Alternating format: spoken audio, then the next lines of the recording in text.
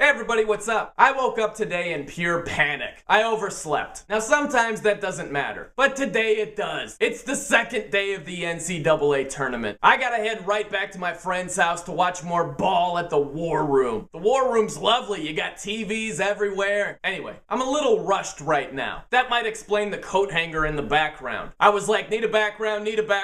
Ooh, coat hanger, let's roll with it. The first day of the tournament yesterday was as good as I can ever remember it being. If today is as good as yesterday was, I don't want to miss anything. It was great. You had overtime, last second shots, upsets. You had it all. Yesterday alone was better than last year's entire tournament. And we didn't even have Gus Johnson calling any games. Gus Johnson's great. Can you imagine if Gus was calling that Murray State finish against Vanderbilt? Rise and fire! Count it! Oh my gosh! Might have gone something like that. But while the tournament's off to a great start, the Big East isn't. The Big East was awful yesterday. Georgetown, the number 3 seed, lost by 14 points to Ohio. They gave up 97 points to the 9th place team in the MAC. Ugh, brutal. They played absolutely no defense. It was embarrassing. Notre Dame gave up a lead to lose to Old Dominion. Luke Herringody hit a layup in the final seconds. The only problem was they were down by 3. It was just a microcosm of the day for the Big East. Marquette gave up a big lead to lose to Washington, and Villanova, a 2 seed, needed overtime to get past Robert Morris. It was a rough day. Now I know the story is the Big East having a bad day, but for a second you gotta praise their opponents. Ohio played well. Although Georgetown played no defense, Ohio shot the lights out. Washington fought its way back and hit a last second shot against Marquette. Old Dominion fought its way back to beat Notre Dame, and Bob Morris was gritty all day against Villanova. You gotta give those teams props. But again, the main story is the Big East being brutal. Let me just say that was one day. There's still a lot of ball left. The Big East still has some heavy hitters with Syracuse, West Virginia, and Pitt. Villanova's still alive. The perception of how the Big East fared in this year's tournament can change. So we'll see how it plays out. But however the Big East ends up faring, I just hope the rest of the tournament will be as good as the first day was. I'm Brian No, and that's a no-brainer.